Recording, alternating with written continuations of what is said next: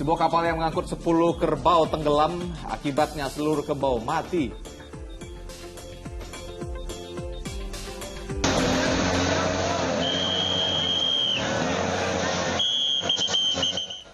Sebuah rumah makan dan toko gorden ludes dilalap si jago merah.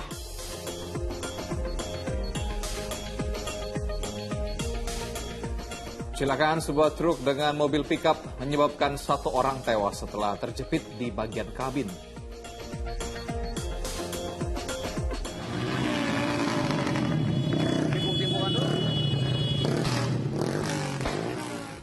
Dua kelompok remaja terlibat tawuran dan saling serang menggunakan senjata tajam.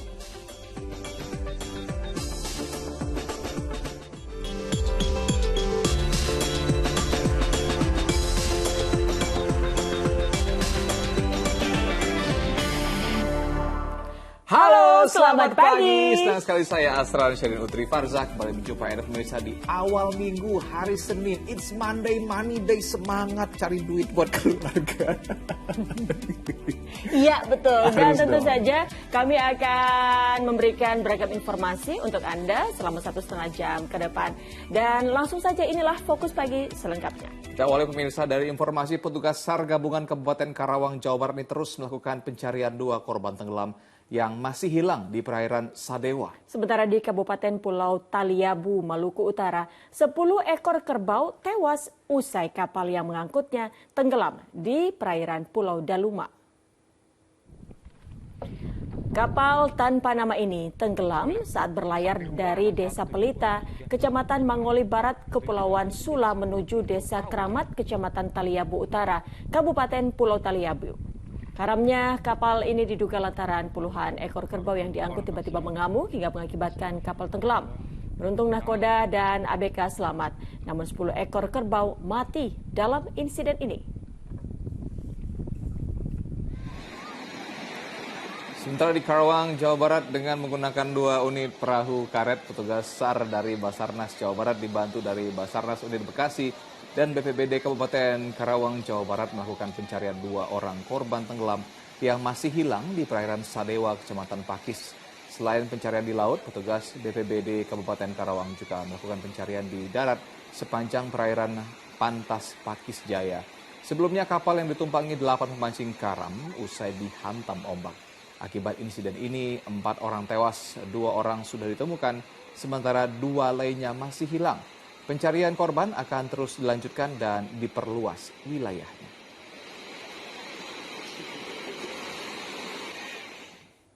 Usai kumandang azan subuh untuk wilayah ibu kota DKI Jakarta dan sekitarnya, kami akan hadir dengan sejumlah informasi menarik lain. Ya, di antaranya sebuah rumah makan dan toko gorden ludes dalam si jago merah. Setelah bersama kami di Fokus Pagi.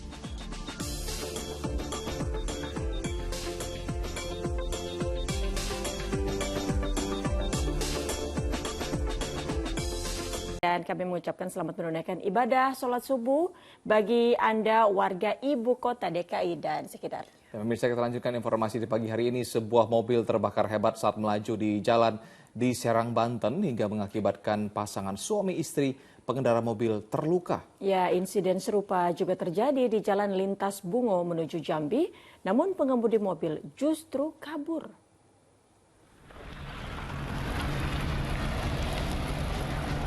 Mobil minibus ini terbakar hebat di tepi jalan Lintas Bungo menuju Jambi, tepatnya di Desa Tanjung Menanti, Kecamatan Batin 2 Babeko, Kabupaten Bungo, Minggu siang. Api dengan cepat membesar dan menghanguskan seluruh badan mobil. Ironisnya, pengemudi mobil justru menghilang. Warga menduga sang pengemudi panik lalu kabur.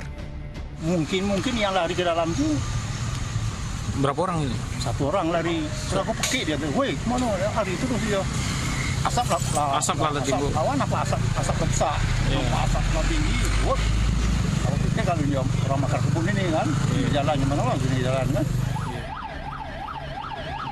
Api bahkan nyaris merembet mengenai lahan di sisi jalan hingga sempat membuat warga cemas. Beruntung petugas pemadam kebakaran cepat tiba di lokasi sehingga api tak sempat meluas ke area lahan perkebunan.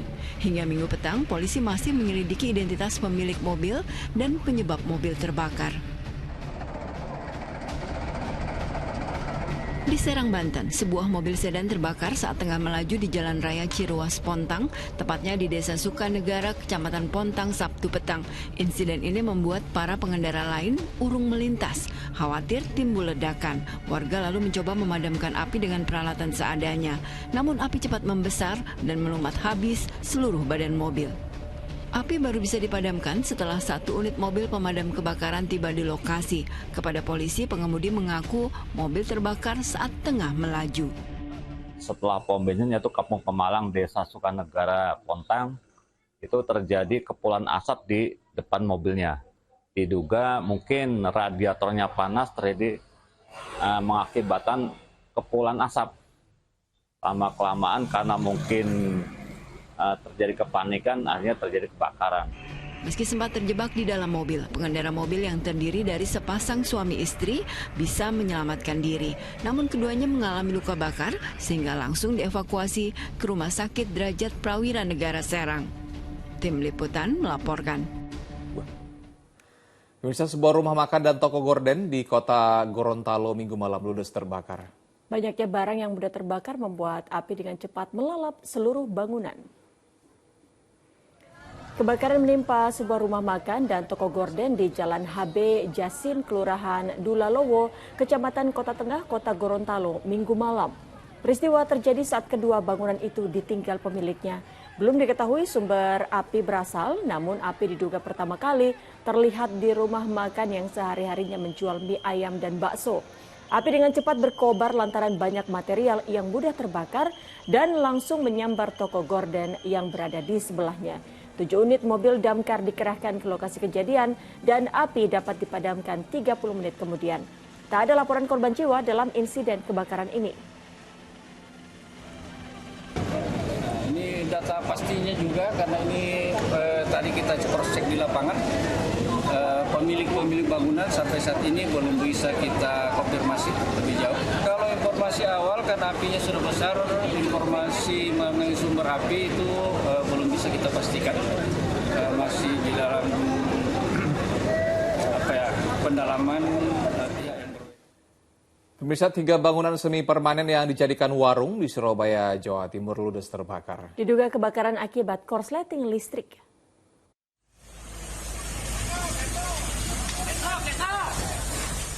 Kebakaran menimpa 3 unit warung di Jalan Kerto Menanggal, Surabaya, Minggu sore.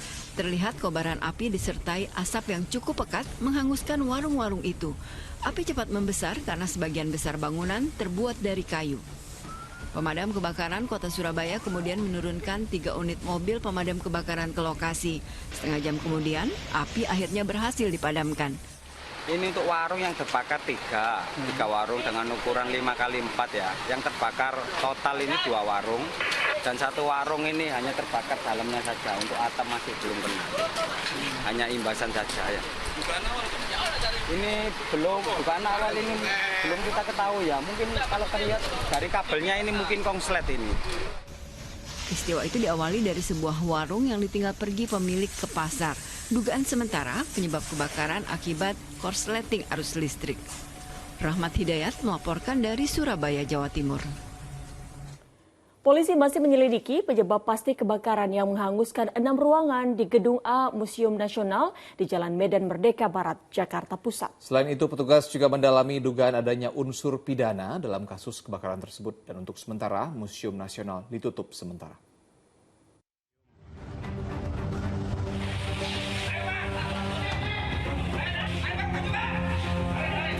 Tim Puslap-4 Mabes Polri dan Inafis Polda Metro Jaya Minggu siang menggelar olah tempat kejadian perkara pasca kebakaran di Museum Nasional di Jalan Medan Merdeka Barat, Jakarta Pusat. Petugas juga memeriksa tempat yang diduga asal mula api muncul yang menghanguskan sejumlah ruangan di Gedung A Museum tersebut. Belum diketahui penyebab pasti kebakaran, namun polisi mendalami dugaan adanya unsur pidana dalam insiden kebakaran tersebut. Sejauh ini polisi sudah memeriksa 14 orang saksi dan menyita 14 CCTV di lokasi. Tim masih bekerja untuk mencari dugaan titik pertama. Penyebabnya nanti kenapa apakah kausul dan sebagainya ini masih sangat bias ya. Proses hukum akan ditegakkan manakala memang ditemukan ada potensi-potensi hal-hal yang memang mengarah kepada perbuatan pidana. Selain penyelidikan, polisi juga melakukan evakuasi terhadap benda-benda bernilai sejarah yang masih bisa diselamatkan. Pengelola Museum Nasional menyebutkan ada 6 dari 15 ruangan di Gedung A yang menyimpan barang-barang prasejarah yang terdampak. Sebagian besar barang yang terbakar merupakan barang replika. Tim untuk identifikasi yang koleksi yang sedang terdampak. Jadi itu ada 6 ruangan yang kemungkinan ada di prasejarah, tapi itu sebagian itu adalah replika. Itu yang sedang diidentifikasi. Untuk kepentingan penyelidikan, Museum Nasional atau Museum Gajah ditutup sementara hingga batas waktu yang belum ditentukan. Kebakaran hebat yang melanda Museum Nasional terjadi Sabtu malam. Api cepat membesar karena banyak barang-barang yang mudah terbakar di dalam museum. Api bisa dikuasai setelah 2 jam puluhan personel damkar berjibaku melakukan upaya pemadaman. Don Vito Samarta melaporkan dari Jakarta. Kita ke informasi lainnya, pemirsa. Kecelakaan melibatkan sebuah truk dan mobil pickup terjadi di Jalan Trans Kalimantan, Kubu Raya, Kalimantan Barat. Akibatnya 1 orang tewas setelah terjepit di bagian kabin. Warga dan pengguna Jalan Trans Kalimantan Kabupaten Kubu Raya, Kalimantan Barat dikejutkan dengan kecelakaan yang melibatkan truk dan mobil pick-up pada Minggu siang. Kejadian bermula saat mobil pick-up yang melaju dari arah Pontianak hendak mendahului kendaraan di depannya. Naas saat bersamaan ada sebuah truk yang datang dari arah berlawanan. Tabrakan pun tidak terhindarkan. Akibat kerasnya benturan, mobil pick-up rusak berada di bagian depan, sedangkan truk terguling di jalanan. Insiden itu juga membuat sopir pick-up terjepit di dalam kabin dengan luka parah di tubuhnya. Sang sopir pun meninggal dunia dalam perjalanan ke rumah sakit. Sementara sopir truk mengalami patah kaki. Saat ini untuk kejadian tersebut sudah dalam proses penanganan unit Satlantas Polres Surabaya. Untuk kendaraan sudah kita amankan di Polres dan korban sudah kita bawa ke rumah sakit Yasin untuk pertolongan pertama. Dari hasil penyelidikan sementara, sopir pick-up diduga lalai hingga menyebabkan kecelakaan. Untuk mencegah kemacetan, 1 unit mobil derek dikerahkan guna mengevakuasi badan truk yang terguling di tengah jalan. Dede Iskandar melaporkan dari Kubu Raya, Kalimantan Barat.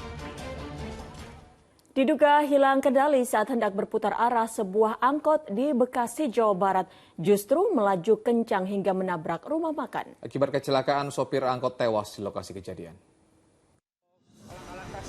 Di simpang SGC di Warmas Padang tersebut oleh angkot. Alhamdulillah korban udah semua ya. Kondisi rumah makan yang berada di Jalan R.E. Marta Dinata, Bekasi, Jawa Barat ini hancur usai ditabrak oleh sebuah mobil angkot pada Minggu siang. Selain itu, angkot juga menabrak sepeda motor yang sedang terparkir di depan rumah makan hingga ringsek. Insiden ini terjadi saat angkot tersebut hendak berputar arah di simpang 5 lampu merah. Namun, sopir diduga hilang kendali dan menghantam pembatas jalan sebelum menabrak rumah makan. Akibat kecelakaan ini, sopir angkot tewas di lokasi kejadian, sedangkan pemilik rumah makan yang sedang melayani pembeli ikut tertabrak hingga mengalami luka-luka. Nah itu kan ada dia nabrak laron dulu, nabrak trotoar, batu. Nah sempat stop di situ, sempat berhenti. Nah langsung aja lagi dianya. Kondisi motor saya di sini nih, emang tiap hari parkirnya di mari. Seluruh korban kini telah dibawa ke Rumah Sakit Bakti Husada Cikarang guna mendapatkan perawatan. Kasus kecelakaan tersebut tengah ditangani unit Gakum Polres Metro Bekasi. Muhabar melaporkan dari Kabupaten Bekasi, Jawa Barat. Bagian depan sebuah minibus rusak parah setelah menabrak pohon di kawasan Tebet, Jakarta Selatan. Sementara di Jalan Inspeksi Kali Cengkareng Drain, Jakarta Barat, bagian belakang mobil taksi daring rusak parah usai tertabrak kereta komuter lain. Bagian belakang mobil taksi daring ini rusak parah usai tertabrak kereta komuter lain jurusan Stasiun Duri Tambora menuju Tangerang di perlintasan kereta tanpa palang pintu di Jalan Inspeksi Kali Cengkareng Drain, Jakarta Barat pada Minggu malam. Kecelakaan terjadi saat taksi daring yang membawa 2 orang penumpang ini melaju dari arah Daan Mogot menuju Kembangan. Saat melintas ke lokasi kejadian, diduga sang sopir taksi tak menghiraukan peringatan warga dan penumpangnya akan adanya kereta yang akan melintas. Akibatnya bagian belakang minibus ringsek dan kerasnya hantaman membuat perjalanan kereta komuter lain terhenti sementara waktu di lokasi. 2 penumpang yang terluka ringan dan alami syok langsung dievakuasi ke Rumah Sakit Cengkareng. Sementara sopir dan minibus diamankan ke kantor unit Laka Lantas Jakarta Barat.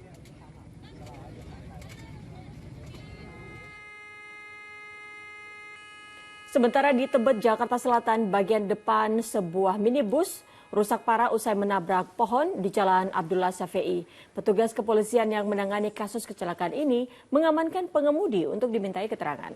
Kecelakaan berawal saat minibus yang melaju dari arah Kampung Melayu menuju Tanah Abang tiba-tiba hilang kendali hingga menabrak pohon saat melintas di lokasi kejadian.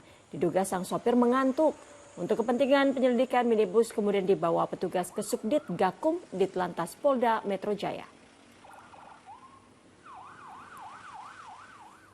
Pemirsa, seorang bocah berusia 11 tahun tewas saat berenang di Pantai Alam Indah, Kabupaten Tegal, Jawa Tengah. Diduga korban terseret ombak hingga tenggelam.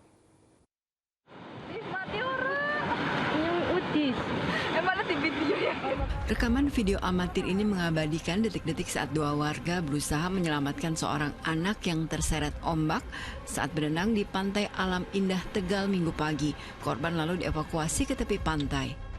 Ya Allah, mudah-mudahan apa-apa. Astagfirullah. Warga yang ada di area Pantai Alam Indah pun gempar melihat kondisi korban yang telah tak bergerak. Itu udah kemakan air banyak, ya Allah. Astagfirullah.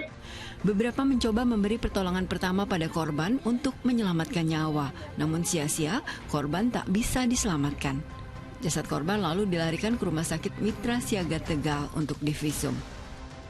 Korban, Arka Rizky 11 tahun, sebelumnya pergi ke pantai bersama 8 orang temannya menaiki sepeda Minggu pagi. Dari rekaman kamera pengintai atau CCTV, warga Kelurahan Dampiak, Kecamatan Keramat, Kabupaten Tegal ini terlihat datang ke pantai bersama sejumlah bocah sebayanya tanpa disertai orang tua atau orang dewasa.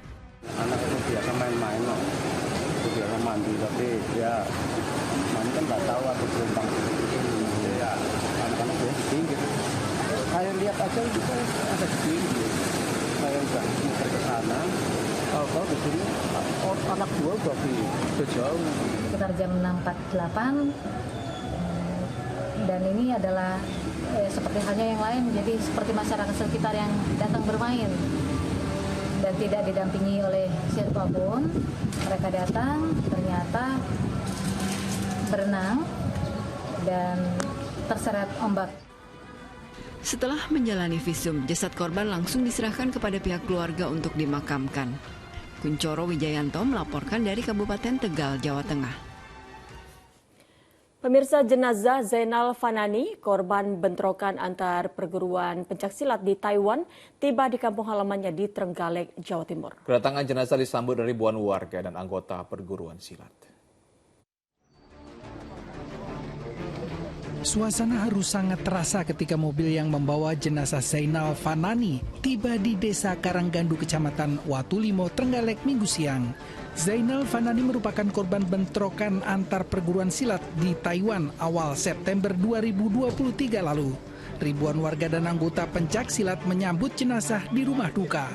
Jenazah kemudian langsung disolatkan oleh keluarga dan dimakamkan di tempat pemakaman umum Desa Karanggandu. Khususnya yang teman-teman yang ada di PSHT ya, persaudaraan ini ya meyakini bahwa ini sudah takdir dari Allah, dan kemudian kalaupun ada proses hukum dan lain sebagainya, kedua negara juga sudah memproses itu, sehingga tugasnya sekarang sebagai kesatria ya menang tanpa harus ngasorake, nggak usah lagi cari-cari apa-apa, nggak perlu. Sekarang yang ada, kalau memang sayang, cinta dengan Mas Zainal Fanani ya didoakan. Bentrokan antara anggota pencaksilat asal Indonesia terjadi 3 September 2023 di Taiwan. 15 dari 30 pelaku telah ditangkap. Saat ini proses hukum terkait peristiwa itu tengah berjalan di Taiwan. Danu Sukendro melaporkan dari Trenggalek, Jawa Timur. Aksi 2 perampok bersenjata api di sebuah SPBU di Sukatani, Bekasi, Jawa Barat terekam CCTV. Perampok sempat menodongkan senjata api dan memaksa masuk ke dalam kantor, namun aksinya digagalkan petugas keamanan. Dalam rekaman CCTV, dua perampok yang beraksi di sebuah SPBU di Jalan Raya Tambelang, Bekasi, Jawa Barat menodongkan senjata api kepada seorang petugas keamanan pada Sabtu malam. Usai berpura-pura menukarkan uang, mereka pun menggiring petugas keamanan masuk ke dalam kantor SPBU. Namun petugas keamanan melakukan perlawanan. Ia berteriak minta tolong hingga menyebabkan perampok panik. Warga yang mendengar teriakan korban langsung membantunya. Dua perampok kabur berboncengan sepeda motor. Sementara sepucuk senjata api jenis revolver milik perampok jatuh dan diamankan oleh warga. Sebelum sampai kantor, saya melakukan perlawanan sehingga saya teriak. Dengan saya teriak maling dan pengawas yang di dalam kantor keluar, sama pun teriak. Akhirnya dia panik dan keluar dan kabur dengan kendaraannya. Pasca kejadian, pihak kepolisian sektor Sukatani mengamankan sepucuk senjata api yang diduga rakitan berikut 4 amunisi. Kasusnya kini dalam penanganan pihak kepolisian sektor Sukatani dan Polres Metro Bekasi. Muabar melaporkan dari Kabupaten Bekasi, Jawa Barat.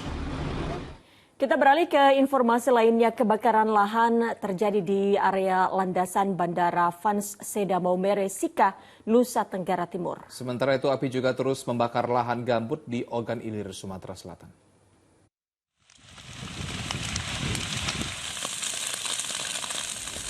Tiupan angin kencang membuat api semakin mendekat perkebunan cabai milik warga. Api pertama kali muncul dari desa Talang Pangeran Ilir yang menjalar hingga ke desa Arisan Jaya. Satgas Karhutla menerjunkan puluhan personel dan 2 mobil damkar. Kebakaran lahan di Ogan Ilir ini telah berlangsung lebih dari sepekan. Kabupaten Ogan Ilir kini berstatus daerah tanggap darurat Karhutla. Kebakaran lahan juga terjadi di area landasan Bandara Frans Seda Maumere, Kabupaten Sika, Nusa Tenggara Timur. Petugas sempat panik karena api berdekatan dengan area SPBU bandara. Namun aktivitas penerbangan tetap berjalan normal. Diduga penyebab kebakaran karena cuaca panas sehingga rumput dari kebun warga dekat bandara terbakar dan menyebar. Petugas gabungan berhasil memadamkan api dalam waktu 2 jam. Kebakaran lahan tadi cukup besar, tapi tidak sampai mengganggu operasi dan fasilitas bandar udara terjaga dengan aman, termasuk fasilitas Pertamina. Hanya memang dengan kondisi musim kemarau yang sudah cukup lama dan lahan-lahannya kering, ini memang tim kita di UPBU Maumere harus selalu waspada, selalu siap, tim PK untuk kemudian antisipasi. Warga diimbau tidak membakar lahan yang berada di dekat area bandara. Tim Liputan melaporkan. Pemirsa, ratusan kepala keluarga di Dusun Bonorejo, Kecamatan Gondang Rejo, Kabupaten Karanganyar terdampak kebakaran tempat pembuangan akhir Putri Cempo di Solo, Jawa Tengah. Warga pun sempat mengungsi ketika asap pekat kebakaran mengarah ke permukiman.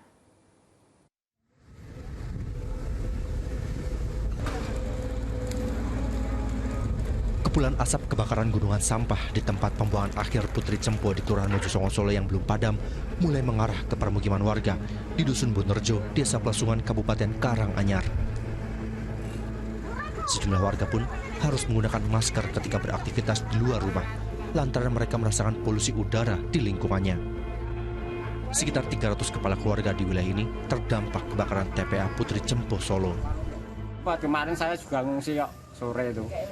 Karena udah parah mas asapnya itu. Oh, itu rumah semua kan ada apa? Debu-debu itu loh. Kalau nggak anu kan sesek. Warga pun sempat mengungsi ke tempat kerabat ketika asap pekat mengarah ke permukiman mereka pada Sabtu. Asap pekat membuat perih mata dan menimbulkan bau.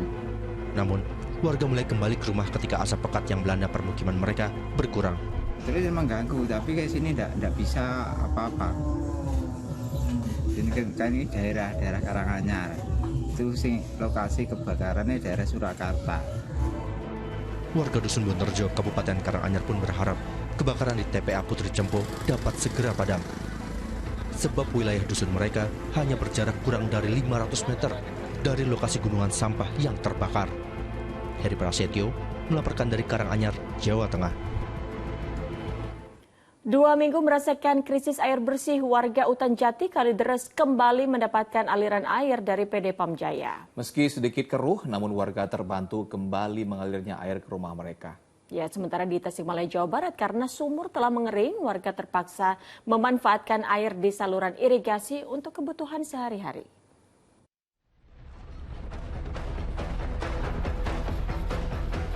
Saluran irigasi di Desa Banjarsari, Kecamatan Sukaresik, Kabupaten Tasikmalaya, Jawa Barat ini sudah 2 bulan terakhir dimanfaatkan warga untuk mandi dan cuci. Sementara untuk memasak, warga terpaksa membeli air galon isi ulang. Meski hanya untuk mandi dan cuci, kondisi air di saluran irigasi itu jauh dari kata layak karena keruh. Kondisi ini telah menyita waktu karena mereka harus berjalan cukup jauh ke saluran irigasi. Sementara bagi warga yang tinggal di sekitar irigasi cukup beruntung. Cukup membangun jaringan saluran air lalu disedot menggunakan mesin. Lagi nyuci. Cuci apa? Baju. Ibu kira-kira berapa kilo dari rumah ke sini, Bu? 1 kilo lebih lah. 1 kilo lebih. Iya. Ibu, kenapa nyuci ke sini, Bu? Kan sumur kering, jadi nyucinya dibawa ke sini. Bawa ke sini. Iya. Itu buat minum dari mana, Bu? Beli. Sementara kabar gembira datang dari warga RW 11 Utan Jati, Kalideres, Jakarta Barat.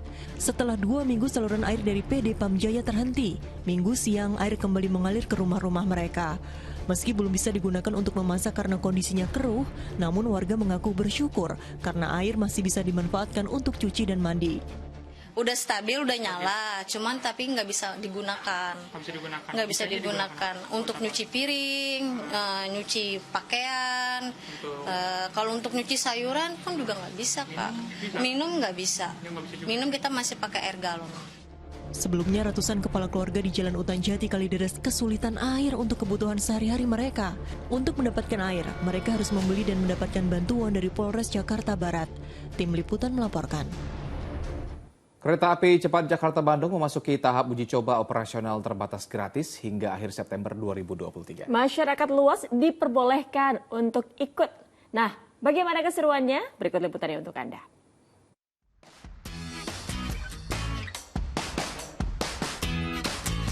Kalau Jepang punya kereta peluru atau kereta cepat Shinkansen, Indonesia juga udah punya nih kereta cepat Jakarta-Bandung. Dan sekarang saya berkesempatan menjajal kereta ini untuk tujuan ke Bandung. Sebelum memasuki peron kereta api, penumpang akan melakukan pemeriksaan tiket dan pemeriksaan barang bawaan. Kereta cepat ini akan melewati beberapa stasiun, yakni Stasiun Karawang, Stasiun Padalarang, hingga Stasiun Akhir Tegaluar, Kabupaten Bandung. Totalnya itu ada sekitar 1.700 masyarakat yang sudah mengikuti ya uji coba KA cepat dari Halim ke Tegaluar dan juga sebaliknya. Untuk di awal ini uji coba itu dilakukan baru untuk warga terdampak dan juga undangan stakeholder terkait yang berkaitan langsung dengan proses pembangunan KA cepat seperti itu.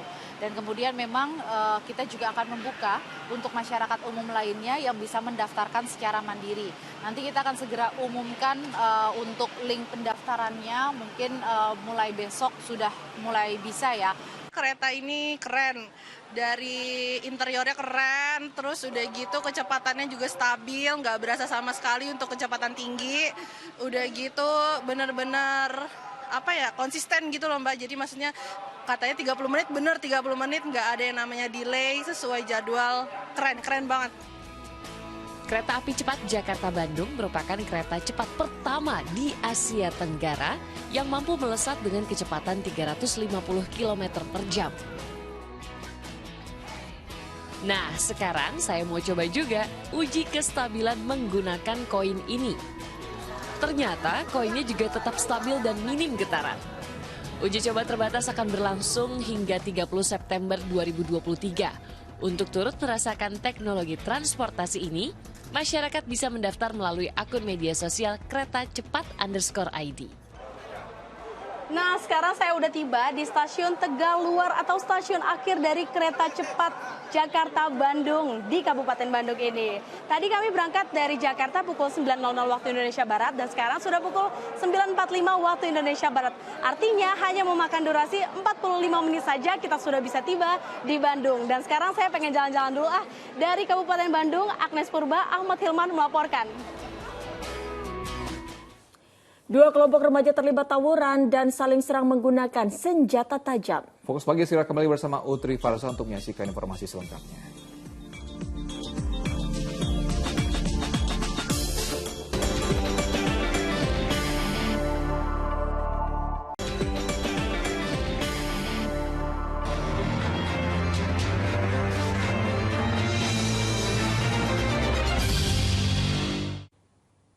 Anda kembali menyaksikan Fokus Pagi bersama saya, Utri Farzah. Pemirsa, lagi dan lagi, seolah tiada jera, tawuran kembali pecah. Dua kelompok remaja terlibat tawuran, saling serang dengan menggunakan senjata tajam, petasan, bahkan diduga bom molotov di tengah ruas Jalan Raya Dr. Sumarno, Cakung, Jakarta Timur.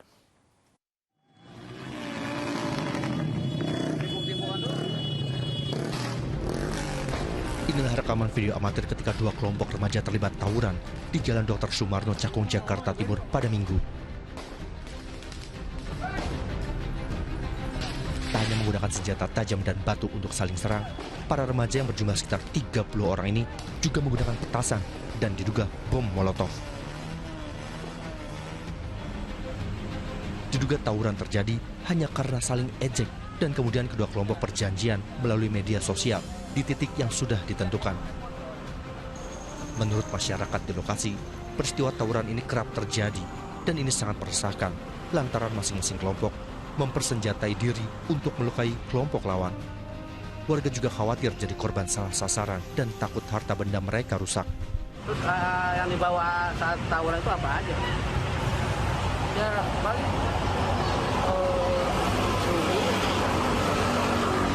sempat ada ledakan ya, api keluar, bom molotov atau apa sih itu? Ada atau apa? Iya, kayak bom molotov. Nah ini apa?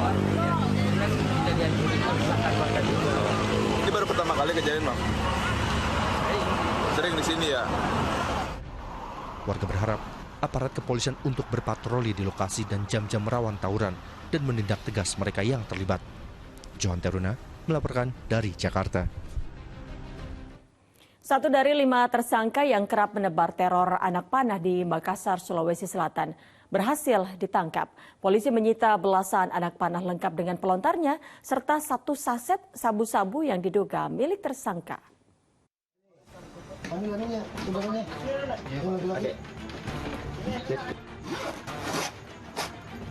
Unit Jatan Ras dari Polrestabes Makassar langsung bergerak cepat melakukan penyelidikan dan pengejaran terhadap kelompok yang kerap menebar teror anak panah di Makassar, Sulawesi Selatan. Hasilnya 1 dari 5 tersangka bernama Arif Ridwan berhasil ditangkap di tempat persembunyiannya pada Minggu dini hari.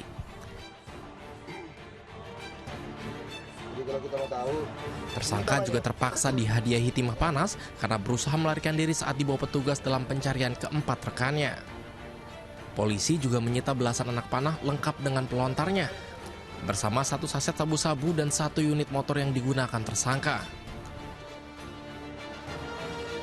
Dari hasil pemeriksaan sementara, teror anak panah yang dilakukan kawanan ini dilatar belakangi balas dendam, namun salah sasaran. Dari hasil pemeriksaan terhadap tersangka tersebut ternyata merupakan balas dendam daripada kelompoknya yang telah dilakukan juga penganiayaan dan sekarang balas dendam. Ini menurut daripada versi pelaku.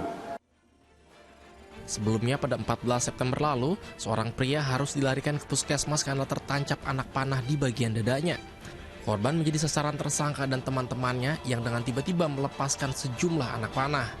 Akibat perbuatan itu, tersangka terancam dijerat pasal 351 dengan ancaman hukuman 5 tahun penjara. Andi Muhammad Sardi melaporkan dari Makassar, Sulawesi Selatan. Seorang pria tanpa identitas tewas di tengah jalan di Probolinggo, Jawa Timur. Terdapat sejumlah luka di wajah korban dan polisi kini masih menyelidiki penyebab kematiannya. Masyarakat gempar saat mendapati mayat pria di desa pesisir Kecamatan Sumber Asih, Probolinggo, Jawa Timur. Jenazah pria dengan wajah penuh luka itu tergeletak di tengah jalan setapak menuju tambak dan pantai. Tak ada identitas di tubuhnya. Warga setempat juga tak ada yang mengenalinya. Aparat pun langsung melakukan olah tempat kejadian perkara. Dalam proses identifikasi, polisi menemukan sejumlah barang bukti awal berupa celana jeans berlumur darah dan sebatang kayu di selokan tepi jalan. Lambine kaosnya kayak kecoklatan. Anak ini? Iya, pakai tas kecil. Oh, tas kecil? Iya. Nah, kayak gini, tas kecil-kecil gitu. Jasadnya dibawa ke RSUD Dr. Muhammad Saleh Kota Probolinggo guna proses autopsi. Sementara polisi terus menyelidiki kasus kematian pria tersebut. Dandi Arigapur melaporkan dari Probolinggo, Jawa Timur. Tertangkap saat jual sepeda motor hasil curian, 2 dari 5 kawanan pencuri motor di Kendari, Sulawesi Tenggara babak belur dihajar massa. Sementara 3 rekannya berhasil kabur.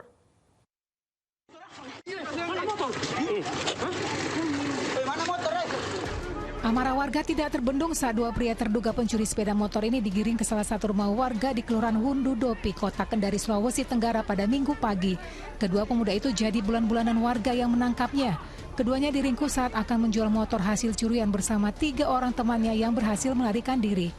Peristiwa berawal saat 5 orang kawanan terduga maling motor itu menawarkan motor hasil curian kepada seorang warga. Saat diminta menunjukkan bukti surat kendaraan, komplotan itu justru bergeming. Warga yang curiga langsung menangkap dan menghajarnya. Namun 3 orang berhasil kabur. Usai dihakimi warga, kedua terduga maling motor itu diserahkan ke polisi. Sementara 3 rekan yang masih dalam pengejaran petugas.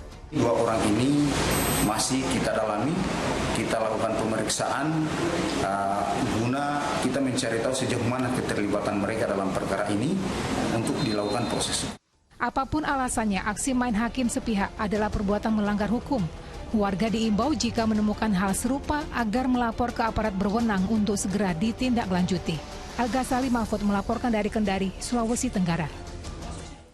Pemirsa, waspadalah ketika memarkirkan kendaraan Anda. Seperti yang terjadi di Jombang, Jawa Timur saat seorang pria dengan leluasa membawa kabur motor yang terparkir di halaman rumah korbannya. Inilah rekaman kamera pengawas di sebuah rumah di Desa Sebani, Kabupaten Jombang, Jawa Timur yang memperlihatkan aksi pencurian sepeda motor pada Sabtu malam. Seorang pria memasuki halaman rumah korban dengan cara merusak gembok pintu gerbang. Secara perlahan, pelaku lalu membawa motor incarannya keluar halaman rumah dengan cara didorong. Diduga motor tersebut tidak dikunci stang sehingga pelaku leluasa melancarkan aksi. Pria itu pun langsung bergegas membawa kabur kendaraan. Pencurian ini baru diketahui oleh salah satu penghuni rumah pada pagi hari.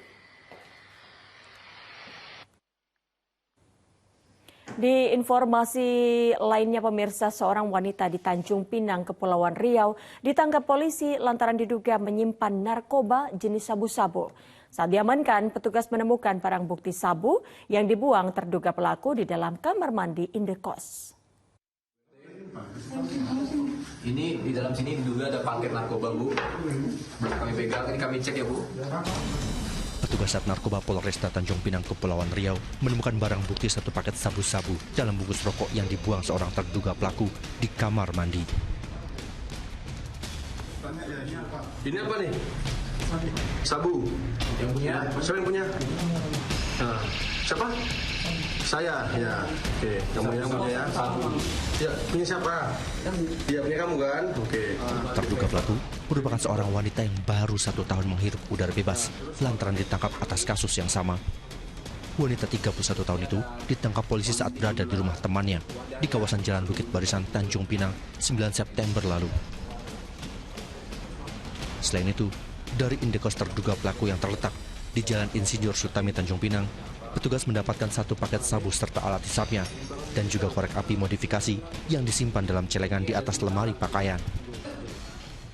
Kemudian kami melaksanakan penggeledahan di rumah di kosan si Windy. Kemudian kami mendapat lagi 1 paket sabu. Jadi total 2 paket sabu. Yang pertama beratnya 0,75, yang kedua 0,24 gram. Ini pengedar, Bang? Memiliki barang. Memiliki barang? Ya. Pemakai juga ya? Pemakai juga. Atas perbuatannya, wanita ini dijerat Undang-Undang Nomor 35 Tahun 2009 tentang narkotika dengan ancaman hukuman 20 tahun penjara. Aulia Ihsan melaporkan dari Tanjung Pinang, Kepulauan Riau. Seorang gadis di Serang, Banten diduga jadi korban kekerasan seksual dan tindak pidana perdagangan orang. Oleh tersangka, korban dijual dan dipaksa melayani nafsu bejat teman-temannya dengan imbalan Rp100.000.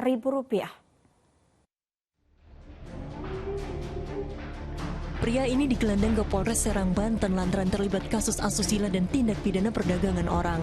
Kasusnya terkuak saat keluarga mencari korban hingga akhirnya melapor ke polisi.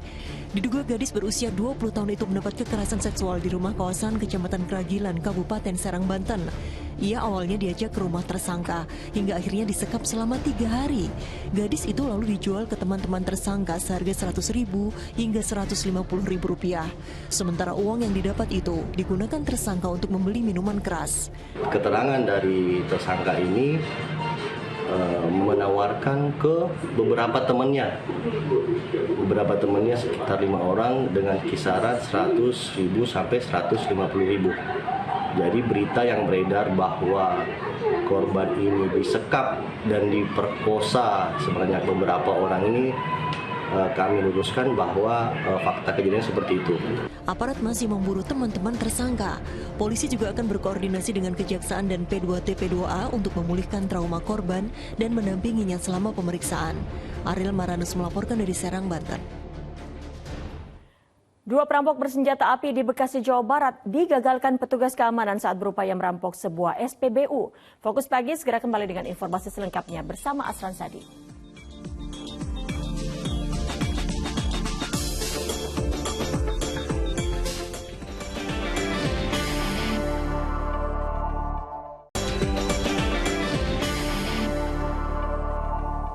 Anda kembali Fokus Pagi bersama saya Asran Syadi. Tawuran 2 kelompok remaja menggunakan berbagai jenis senjata tajam terjadi di kawasan Kecamatan Makassar, Jakarta Timur. Salah seorang remaja pun terjatuh usai terkena sabetan senjata tajam.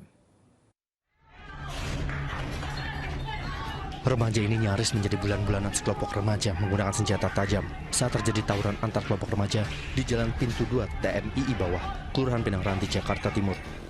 Bentrokan antar kelompok remaja ini berlangsung pada Minggu dini hari. Masing-masing kelompok mempersenjatai diri dengan senjata tajam. Menurut warga, tawuran di kawasan ini kerap terjadi. Diduga lantaran adanya saling ejek satu sama lain yang hanya berbeda gang. Itu motifnya apa sih Bu? Yang betul apa saling ejek atau gimana Bu? Saling ejek kali dia mah. Tapi pada pakai senjata tajam Bu? Iya, lurit lah itu banyak banget. Ada yang kena bacok kayaknya itu. Atas kejadian ini, sejumlah warga pun resah. Tak jarang, para pedagang di sekitar lokasi kejadian sering mengalami kerusakan akibat lemparan batu. Triwibowo melaporkan dari Jakarta. Aksi 2 perampok bersenjata api di sebuah SPBU di Sukatani, Bekasi, Jawa Barat terekam CCTV. Perampok sempat menodongkan senjata api dan memaksa masuk ke dalam kantor, namun aksinya digagalkan petugas keamanan. Dalam rekaman CCTV, 2 perampok yang beraksi di sebuah SPBU di Jalan Raya Tambelang, Bekasi, Jawa Barat menodongkan senjata api kepada seorang petugas keamanan pada Sabtu malam. Usai berpura-pura menukarkan uang, mereka pun menggiring petugas keamanan masuk ke dalam kantor SPBU. Namun petugas keamanan melakukan perlawanan. Ia berteriak minta tolong hingga menyebabkan perampok panik. Warga yang mendengar teriakan korban langsung membantunya. 2 perampok kabur berboncengan sepeda motor.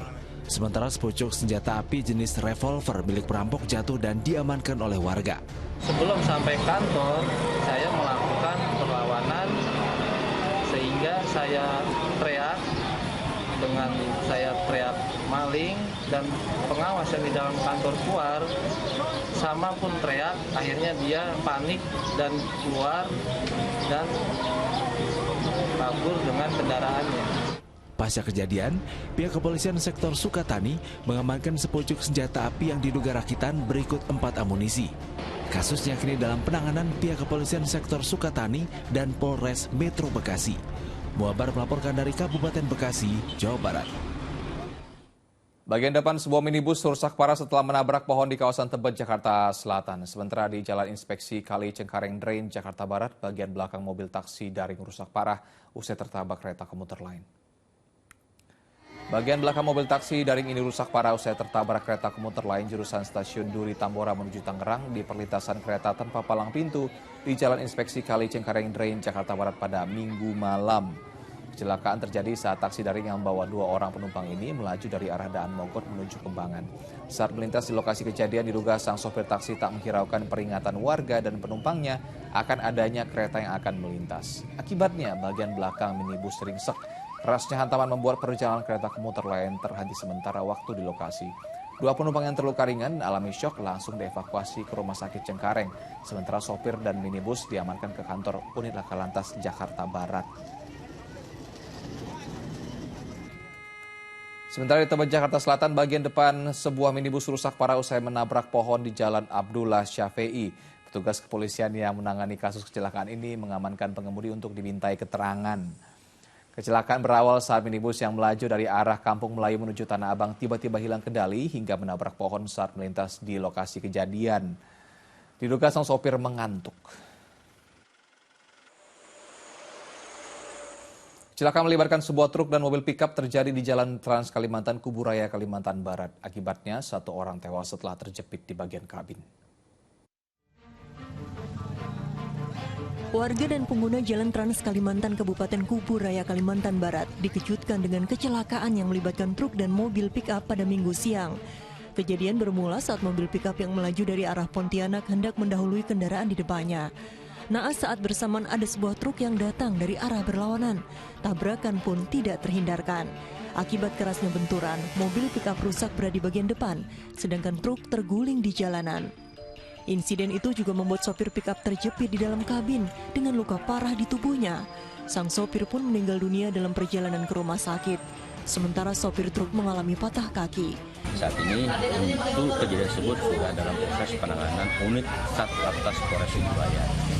Untuk kendaraan sudah kita amankan di Polres dan korban sudah kita bawa ke rumah sakit Yasi untuk pertolongan pertama. Dari hasil penyelidikan sementara, sopir pick-up diduga lalai hingga menyebabkan kecelakaan. Untuk mencegah kemacetan, 1 unit mobil derek dikerahkan guna mengevakuasi badan truk yang terguling di tengah jalan. Dede Iskandar melaporkan dari Kuburaya, Kalimantan Barat. Pemirsa, akhir pekan dimanfaatkan bakal calon presiden untuk melakukan sejumlah kegiatan dalam rangka mencari dukungan rakyat, seperti Anies Baswedan yang berwisata kuliner di Bogor hingga Ganjar Pranowo yang menjadi narasumber dalam sebuah acara.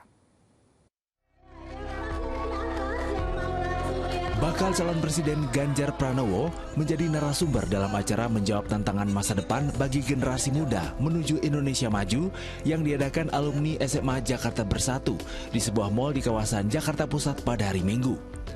Saat berbicara tentang digitalisasi, Ganjar menekankan perlunya regulasi ketat dan peningkatan tingkat keamanan dalam penggunaan teknologi. Terkait calon wakil presiden yang akan mendampinginya, mantan Gubernur Jawa Tengah ini menegaskan ada sejumlah nama yang sudah dipertimbangkan. Pak Mahfud dan Pak RK ini menguat Pak dalam bursa cawapres Pak Ganjar. Pembicaraannya sudah sampai mana ya Pak? Banyak nama-nama lain juga menguat kok. Masih dalam diskusi. Kapan nanti kira-kira akan diputuskan Pak? Masih berproses. Tunggu saatnya. Selain itu, bakal calon presiden Anies Baswedan menyempatkan diri mencicipi soto kuning yang menjadi makanan khas kota Bogor di sebuah kedai di Jalan Surya Kencana pada Minggu siang. Kehadiran mantan Gubernur DKI Jakarta ini langsung menyita perhatian pengunjung. Usai wisata kuliner, Anies langsung berdialog dengan para sopir angkot dan komunitas pengurus terminal di Baranang siang. Kami tadi mendengarkan apa-apa saja yang menjadi aspirasi, hal-hal apa yang diharapkan bisa menjadi agenda perubahan. Kebetulan ketika kami bertugas di Jakarta, salah satu transformasi yang kita lakukan adalah transformasi pengintegrasian transportasi umum. Ketua Majelis Tinggi Partai Demokrat Susilo Bambang Yudhoyono bersama Ketua Umum Partai Demokrat Agus Harimurti Yudhoyono menyambangi kediaman Ketua Umum Gerindra sekaligus bakal calon presiden 2024 Prabowo Subianto di Hambalang, Jawa Barat pada Minggu sore. Koalisi Indonesia Maju secara resmi menerima dukungan Partai Demokrat untuk mendukung Prabowo Subianto sebagai calon presiden 2024. Terkait bakal calon wakil presiden untuk mendampingi Prabowo Subianto, Ketua Umum Partai Amanat Nasional Zulkifli Hasan telah mengusulkan sejumlah nama. Wakil kita ya tentu Pak Erick Thohir atau Pak Menteri PMK Pak Muhajir. Ya kalau nggak Pak Erick Thohir, ya Pak Muhajir 2 dari PAN. Bakal calon wakil presiden yang terpilih nanti menjadi kekuatan tersendiri untuk mendukung bakal calon presiden dalam Pilpres 2024 mendatang. Tim Liputan melaporkan. Pemerintah akan mengucurkan bantuan 1,6 juta ton beras dalam waktu dekat untuk mengantisipasi kenaikan beras yang terjadi selama beberapa pekan terakhir. Setiap keluarga menerima manfaat yang terdata Badan Pangan Nasional akan menerima 10 kg beras setiap bulannya hingga bulan November.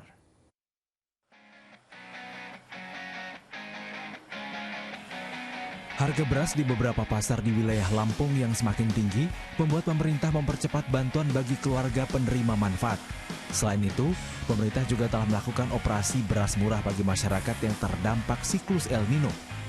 Melalui pihak Bulog, pemerintah memberikan bantuan sosial tahap 2 berupa 10 kg beras. Bansos beras Bulog ini disalurkan mulai pekan ke-2 September 2023.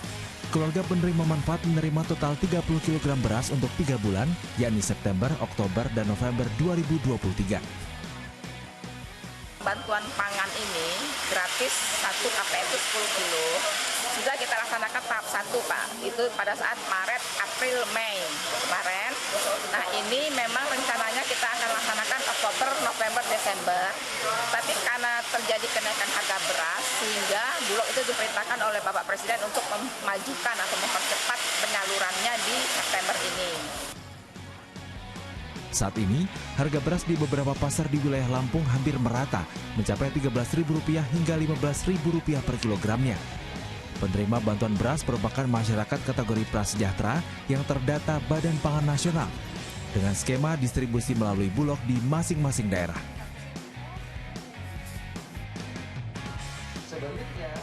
Sementara itu, di tengah kunjungan kerjanya meresmikan UMKM Nahdlatul Ulama Toko Numan di Jalan Grogolan Sleman, Yogyakarta, Menteri Perdagangan Zulkifli Hasan menyatakan pemerintah akan menggelontorkan beras sebanyak 1,6 juta ton dalam waktu dekat. Hal ini untuk mengantisipasi kenaikan harga beras yang terus terjadi selama beberapa pekan terakhir. Operasi pasar besar-besaran dipimpin Bapak Presiden langsung. Saya keliling kemana-mana, ya, kita ada 1,6 juta beras. September ini dibagi 10 kilo untuk 21 juta lebih penduduk kita. Ya, nanti September, Oktober, Desember dibagi. Selain itu, pemerintah berjanji akan membeli beras kepada para petani seharga Rp11.000 per kilogram, sehingga petani juga akan mendapatkan hasil. Pembagian beras tersebut rencananya akan dijalankan pada bulan September hingga November mendatang. Tim Liputan melaporkan. Meski sempat menjadi korban PHK akibat pandemi COVID-19, Muhammad Syafi'un Najib, warga Kabupaten Demak, tak lantas patah arang untuk membuka usaha hiasan dinding kaligrafi, memanfaatkan promosi di sosial media dan berjualan di lokasi pasar dan juga loka pasar. Kerajinannya mampu tembus ke luar negeri. Omsetnya pun hingga puluhan juta rupiah per bulan. Inilah Berani Berubah, cuan kaligrafi tembus ke luar negeri.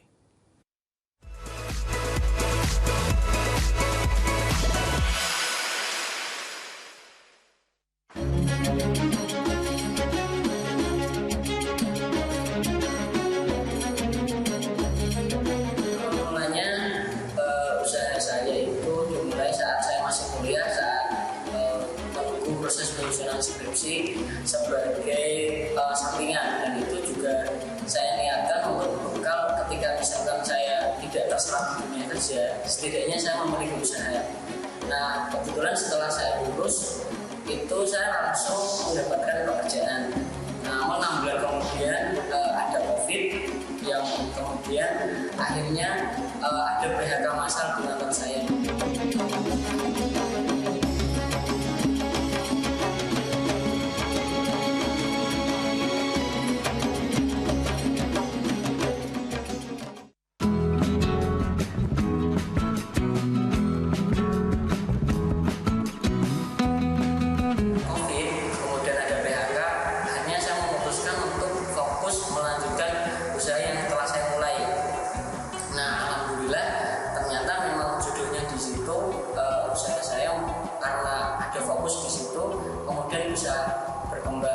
Saat ini proses promosi awalnya itu adalah kami berjualan dulu di sosmed, lalu kami fokus teladan itu di sosmed, kemudian trennya itu berubah ke marketplace. Harganya yang paling murah itu dari mulai 15.000, kemudian yang paling besar itu ada harga kisaran 300.000. Saat ini saya sudah ada 4 karyawan dan pengirimannya sudah sampai ke luar negeri, Singapura, Malaysia, dan juga Thailand. Meskipun awalnya sulit menembus pasar ekspor, saya tidak mau menyerah dengan keadaan. Intinya tetap semangat, pantang menyerah, dan berani berubah.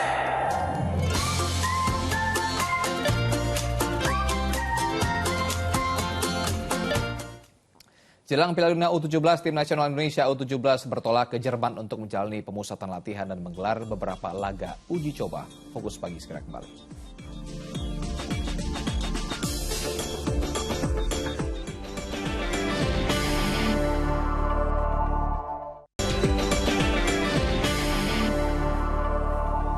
Anda kembali menyaksikan Fokus Pagi bersama saya Utri Farza. Dan saya Astra Nisha. Dilanjutkan informasi di pagi hari ini, pemirsa, robot polisi Robocop mencegat pengendara yang melanggar aturan lalu lintas di Bangkalan, Jawa Timur. Hasil karya anggota Polsek Tanjung Bumi ini menarik perhatian pengendara di jalan.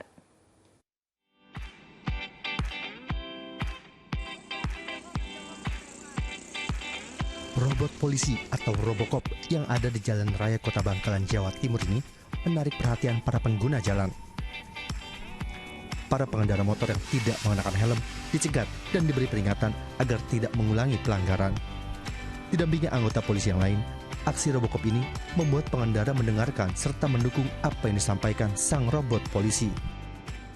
Jadi ini adalah salah satu inovasi anggota Polsek Tanjung Bumi. Jadi yang bersangkutan kreatif membuat kostum Robocop. Jadi dalam kegiatan kali ini kita gunakan tetap anggota yang melaksanakan pengaturan, penjagaan maupun pengawalan, dan di sini nanti Robocopnya memberikan teguran kepada masyarakat yang melakukan pelanggaran. Menurut Kasat Lantas Polres Bangkalan, dalam kegiatan Operasi Patuh 2023, pihaknya tidak melakukan tindakan tilang di tempat dan hanya memberikan edukasi akan pentingnya mematuhi semua peraturan berlalu lintas. Dengan sikap presisi seperti ini, diharapkan para pengendara jera untuk tidak mengulangi pelanggaran yang sama dalam berlalu lintas. Salina Wali melaporkan dari Bangkalan, Jawa Timur. Ya, kita beralih ke informasi lainnya. Madura United berhasil memenangi derby Jawa Timur usai mengalahkan Persebaya Surabaya 3 gol tanpa balas. Sedangkan tim Jawa Timur lainnya ini Persik Kediri takluk dari tamunya Persija Jakarta.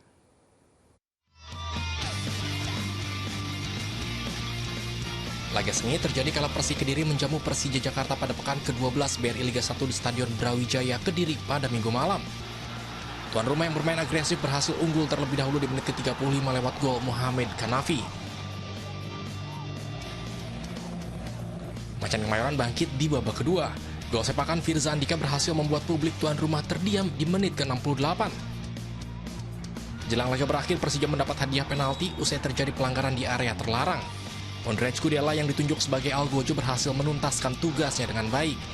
Kemenangan 2-1 membawa Persija keluar dari rentetan hasil buruk 5 laga tanpa kemenangan. Sementara dari laga lain, Madura United berhasil memetik kemenangan kala menjamu Persebaya Surabaya di Stadion Gelora Bangkalan, Jawa Timur pada Minggu sore. Baru 4 menit laga berjalan, Laskar Sapekerap langsung unggul lewat eksekusi penalti Hugo Gomez. Dominasi tuan rumah berlanjut di babak kedua. Lulinya menggandakan keunggulan Madura United di menit ke-48 melalui tendangan jarak jauh. Kemenangan Madura United ditutup lewat gol Junior Brandao usai memanfaatkan umpan silang Dodi Alekvan. Menang 3-0, tim asuhan Mauricio Sousa kokoh di puncak klasmen, sekaligus melanjutkan tren positif 4 kemenangan dalam 5 laga terakhir. Sedangkan bagi Persebaya, hasil ini memutus catatan apik 5 pertandingan tanpa terkalahkan.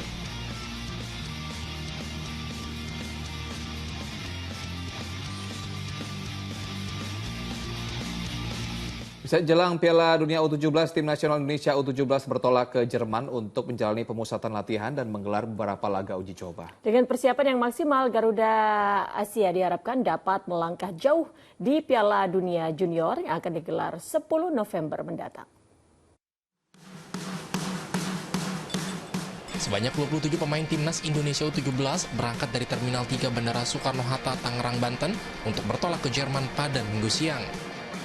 Para penggawa Garuda Asia direncanakan menjalani pemusatan latihan dan mengikuti beberapa laga uji coba selama 5 pekan ke depan di negara Eropa Barat tersebut. Nantinya tim Garuda Asia akan mencari lawan uji coba yang memiliki tipe permainan mirip dengan para rival di grup A, yakni Maroko, Ekuador, dan Panama. Dan kita juga ada beberapa kali uji coba nanti di Jerman. Dan kita juga rencananya akan ada 2 kali ya simulasi pertandingan seperti yang akan kita lakukan nanti di Piala Dunia. Dan kita juga akan mencari lawan-lawan yang tampilnya hampir sama tipe permainannya dengan Ekuador, kemudian Panama dan Maroko. Para pemain pun mengharapkan dukungan penuh dari masyarakat Indonesia agar tim Merah Putih bisa memetik hasil maksimal di Piala Dunia nanti. Ya, saya berharap ya seluruh masyarakat Indonesia bisa mendukung atau mensupport kita, mendoakan maupun yang datang di stadion ataupun di rumah, sehingga bisa mensupport terus. Dan juga sangat pentingnya bagi pemain juga pada supporter yang hadir di stadion agar kita bisa menambah semangat pemain kita dan atmosfer juga, dan saya yakin itu akan memberi gentaran untuk lawan yang nanti akan kita hadapi. Dalam undian grup Piala Dunia U17 Indonesia 2023 yang digelar di Zurich, Swiss Jumat lalu, timnas Indonesia masuk grup A bersama Maroko, Ekuador, dan Panama. Piala Dunia U17 Indonesia 2023 digelar mulai tanggal 10 November sampai 2 Desember 2023. Ajang bergengsi tingkat junior itu berlangsung di 4 stadion yakni Jakarta International Stadium, Stadion Gelora Bung Tomo Surabaya, Stadion Sijalak Harupat Bandung, dan Stadion Manahan Solo. Pertandingan akan disiarkan di Indosiar dan media di bawah naungan grup SCM. Taufik Saleh melaporkan dari Tangerang, Banten. Seri keempat Indonesia Sentul Series of Motorsport 2023 telah rampung digelar di sirkuit Sentul, Bogor, Jawa Barat. Pada seri keempat ini, tim Indostar sukses tampil memukau dengan meraih juara pada 3 kategori balap.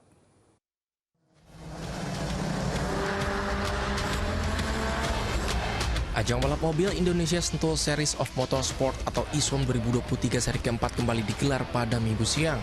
Sejumlah pebalap dari beberapa promotor turut meramaikan ajang balap mobil bergengsi tersebut, tak terkecuali Indostar dan Indonesia Retro Race.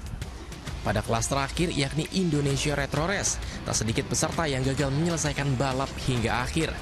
Sejumlah kendala pada mesin mobil menjadi masalah utama. Iya, alhamdulillah dari tadi pagi itu balapannya lagi nggak baik-baik saja ya, kalau di aku ya. Mungkin kalau di Omos mantep lah pokoknya.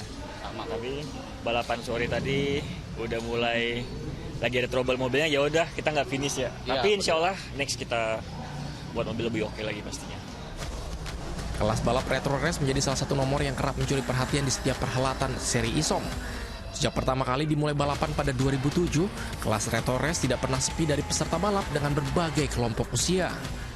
Selain dari itu mobil-mobilnya juga lebih banyak mobil yang sudah berumur atau retro sekitar mulai tahun 70-an, yang mana mungkin lebih sayang mobilnya daripada balapnya gitu. Tapi terlepas daripada itu, kita menerapkan strategi dari regulasinya itu secara bersama. Jadi tidak ada yang diuntungkan, tidak ada yang dirugikan. Sementara itu pada seri keempat ini tim Indostar lagi-lagi berhasil tampil memukau dengan meraih juara di 3 kelas, yakni pada kelas SC6 Sport, Master 3000, serta juara di kelas FFA. Enggar Bagus melaporkan dari Sentul, Bogor, Jawa Barat. Kita beralih ke informasi lainnya. Untuk referensi kuliner kali ini kami akan ajak Anda melihat ragam kuliner khas peranakan Singapura. Nah, Niutri, ada ayam telur asin hingga sop ikan kuah susu yang rasanya gurih dan juga segar. Seperti apa? Ini dia.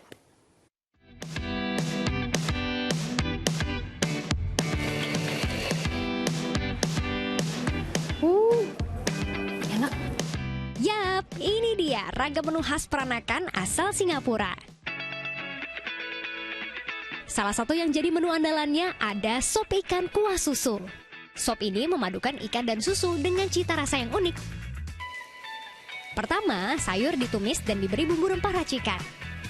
Nah, ini nih kunci kenikmatan hidangan asal negeri Singa. Bukan pakai kaldu ayam atau sapi, tapi menggunakan susu evaporasi sebagai kuahnya. Isian sop ada aneka sayuran dengan ikan dori yang sudah digoreng. Oh iya, sop disajikan di atas panci hotpot agar tetap tersaji dalam kondisi hangat. Wih, makanannya semuanya kelihatan menarik ya pemirsa. Tapi yang pertama saya mau cobain sop ikan kuah susunya dulu. Karena ikannya tuh nggak direbus tapi digoreng nih, kayak gini. Yuk kita langsung cobain mulai dari kuahnya dulu kali ya. Selamat makan.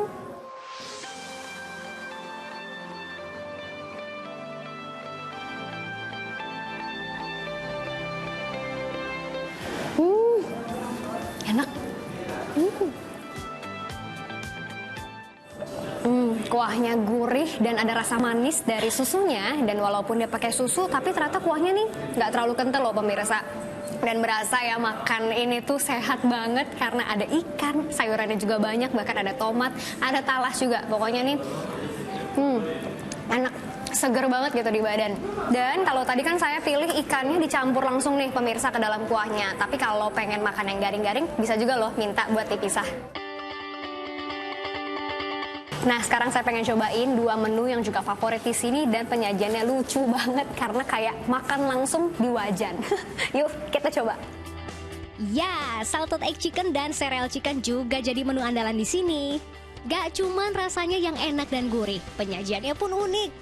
Kita penyajiannya itu pakai wok, di bawahnya pakai styrofoam. Itu gara-gara kita juga melihat dari cara penyajiannya di Singapura itu seperti apa. Jadi konsep-konsepnya itu bisa dibilang kita tiru sedikit-sedikit untuk dibawa ke sini. Karena menurut kita itu unik dan di sini itu pun belum ada yang seperti itu. Ragam menu khas peranakan asal Singapura yang tersaji di rumah makan di kawasan Pantai Indah Kapuk, Jakarta Utara ini dijual mulai dari Rp40.000.